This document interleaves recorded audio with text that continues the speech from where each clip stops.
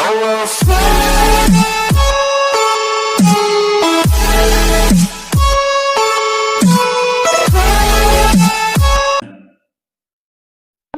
necessarily, kasi yung sinasabi What do you mean not necessarily? Some competencies can be clustered. One competency is one module. Ideal yan, pero may mga competencies that can be clustered in one module po. Mr. Speaker, Your Honor, may I repeat? From 14,000 competencies, kinompress na po natin yan. Inalis po nila in 60%, naging 40% na lang, kaya naging 5,689. Kailangan po lahat ng 5,689 competencies na yan, aralin po ng ano. Kung hindi, wala nang matututunan ng bata. Kinompress na nga natin, these are the most essential competencies. Kaya po, kapag dinivide natin sa 4 na quarters yan, lilitaw mga 1,400. Kaya nga sinasabi ko po sa inyo, sa marami pong beses na pakikipanayam ninyo sa TV, sa radyo, ang pinipilit po ng DepEd, 1,300 po ang mga modules for competencies. Kaya nga po, tinatanong ko kanina, kung 1,300 ang competencies, yun din po yung modules. Kaya nakakapagtaka kung paano kayo kukwenta ng 1.1 billion lamang. Malabo po ang kwenta ninyo. Kaya po pala hanggang ngayon hindi natin malaman kung ano talaga ang kailangan ninyo at kung paano nyo ipoproduce. At ang nangyari pa nga po, Mr. Speaker, Your Honor, ang mga teachers po ang ginamit para mag-produce ng module. O sige, granting for the sake of an argument na totoo po yung 1.1 billion modules. Hindi po ba totoo ang gumawa ay kanya-kanyang modules, mga division, mga teachers? Gumamit po sila ng photocopying machine, ng risograph, kinulate po ng teachers, in-staple, pagkatapos, pinamigay, pinamahagi sa mga bata. Ito po ba'y gawain ng guro, Mr. Speaker, Your Honor? Di po ba kawawang-kawawa ang mga guro sa ginawa ninyong ito? Mr. Speaker, the modules are being prepared and developed by the master teachers and the supervisors. So yung mga teachers naman, nag-a-assist lang sila. Hindi ko po talaga marinig yung sagot ninyo. Pasensya na po. Hindi po malinaw. Yes. Mr. Speaker, yung mga modules po are designed and prepared and developed by the master teachers and supervisors. Tapos yung mga teachers, they're just assisting, no, in the production po. Hindi po ganoon ang nangyari. Yun nga po sinasabi ko sa inyo, Yes. dapat magpakatapat na lang ang DepEd. Sapagkat ako po, monthly, kung minsan weekly na po nang nangyari, tinitingnan ko po yung constituents sa Central Luzon. Halos lahat po ng mga teachers, iisa po ang kanilang iniiyak. Hirap na hirap sila, nangalap sila ng papel, at kami po tumulong na rin, pati LGUs, nagsibili na rin ng photocopying machine. Sila na po ang gumawa. At bakit po pinipilit nila na akala mo merong plano, akala mo organize ang pagkakagawa? Pwede ko bang ipakita sa inyo mga modules? Yung mga modules po, Mr. Speaker, minsan localize siya, no? Contextualization, yung localization na sinasabi. Ito po yung mga mga modules. flexibility. Mr. Speaker, Your Honor, hindi po pare-pareho. Meron pong maliit. Ito pong naka-stapler. Iba-iba pong ano. Ito po ba? Magtatagal ito, Mr. Speaker, Your Honor? Ilang araw o ilang buwan kaya bago masira itong naka-stapler ng mga modules na ito? Kawawa. Bakit hindi po nyo ginawang libro ito? Kahit na po pagsama-samahin natin ito, libro din ito eh. Ang naging problema po ng DepEd, matagal ko na po silang gustong tulungan dito sa isyong ito. Ayaw po nilang makinig, Mr. Speaker. Tingnan po niyo yung mga modules, kung hindi kayo maaawa rito, naka-stapler lahat. Humingi po ako sa probinsya ng mga modules para makita lang ninyo. Para makita po natin kung sino ang nagsasabi ng totoo o hindi. Ito po ba yung sinabi niyong organized? Hindi po.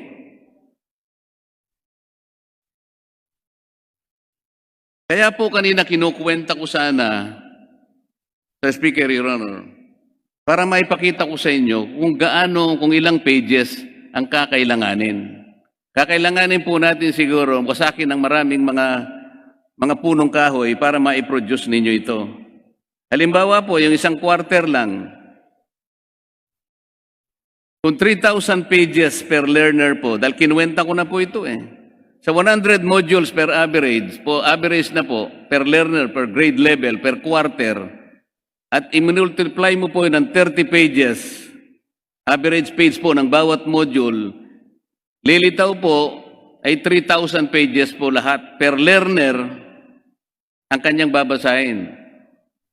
Kaya kapag ka po yung 3,000 pages na yon ay minultiply mo again sa 22.5 million, ang makukuha po nyo dyan ay 67.5 billion pages. Saan po ninyo kukunan na punong kahoy yun? Ganun po kabigat itong pangyayaring ito. At kung tatanungin namin kayo, yung po bang 10 billion na yon na dinownload nyo sa mga regions at saka sa mga eskwela, sapat po ba yon? First quarter lang ang pinag-uusapan natin Sa photocopying lamang po sa 50 centimos, aabot pa rin ng more than 30 billion ang gagastahin ninyo. So ganito na naman po ang gagawin nyo sa second quarter. Saan kayo kukuha ng pera? First quarter lang po ang pinag-uusapan natin. By next year, you are asking a budget of 15.2 billion pesos. Ito na naman po ang gagawin ninyo, modules. Ba't hindi na lang po kayo bumalik sa libro? Over the years, Mr. Speaker, ang budget sa libro wala pang 1 billion. Yun po ang masinop na paraan ng pag-aaral. Ibalik po ninyo yung libro. Ang problema po kasi ninyo, kaya hindi nyo maibalik yung libro, dahil 2 years ago, I've already advised you na makipag-usap kayo sa private sector publishers.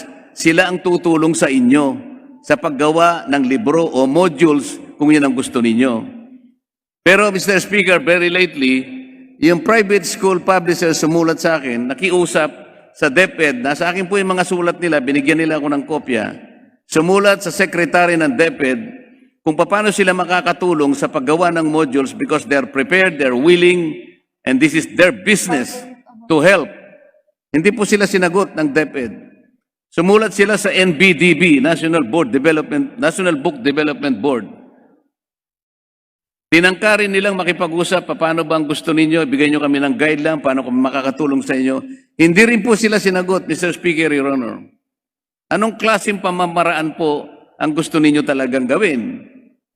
Ayaw ninyong involve ang private sector publishers, pero sila po ang sinabi ng batas natin, Republic Act 8047, 25 years ago, na sila ang bigyan ninyo ng pagkakataong tumulong sa publishing industry ng ating bansa.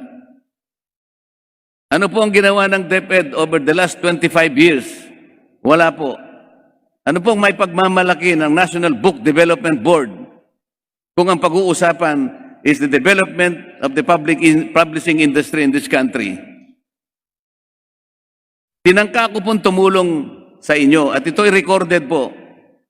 2 years ago or 1 year ago, apat na request ang pinakiusap ko, mag-adjust ang DepEd. Ano po yung isa? Sabi ko, ibalik ninyo ang mga private publishers. Katulungin ninyo sila because ang ayon sa batas, sila dapat ang magpundar ng mga kakailanganing libro at mga learning materials. Hindi po sila nakinig kahit na meron ng batas na gano'n, Mr. Speaker. Ang sabi po nila, nangako sila ng National Book Development Board, ibalik na sa opisina ng Presidente, sapagkat yun po ang nasa batas. 1 year ago, nangako po sa akin, 2 USEC ang kausap ko. Nagagawa sila kaagad ng paraan na maibalik ang National Book Development Board. Nagsumpa po kami about 2 months ago or 3 months ago. Napag-alaman ko po, ni isang sulat wala silang nagawa para i-communicate ito sa Office of the President. Sabi ko pa po sa kanila, yung Volume 5 na ginamit nila na procurement modality, sabi ko, wala sa batas yan. Reviewin ninyo. Nangako po sila na gagawin yun, wala rin din po silang ginawa. Nangako rin po sila na tingnan at imbestigahan yung isa sa amin na sumulat sa DepEd na nagpagawa ng libro ng walang bidding, pero wala rin po silang ginawa. Sir Speaker, Your Honor, ang kinatawang ito ay hindi laban sa DepEd. Matagal ko na pong sinabi na kung siguro walang public education sa aming lugar, baka hindi po ako nakapag-aral. Gusto ko po silang tulungan, Mr. Speaker, Your Honor. Pero napakahirap ng isang tao o isang ahensya na gusto mo na nga tulungan, ayaw naman niyang magpatulong. O sinasabi niya, sige po, ayaw naman niyang kumibo, ayaw naman niyang makipag-cooperate. Ito po ang problema, Mr. Speaker. Bakit po natin lulustayin ang pera sa module? Ito po, sa tingin ko, yung 1 month po, bata ito, walang kasama, walang teacher. Palagay po ba ninyo, babasahin niyo itong napakaraming modules na ito? Na sa tingin ko, 12,000 pages ang babasahin niya. Wala siyang kasama, wala siyang teacher. Gusto kayang basahin ng bata yon, Mr. Speaker, Your Honor? Ito po yung concern. These are the grave concerns. Ngayon, hihingi po kayo ng 15.2 billion next year. Gagamitin pa po ba natin to sa modules? Gusto ko po sana, bago ako matapos, ito na lang ang, ewan ko po kung talagang seryoso po ang DepEd.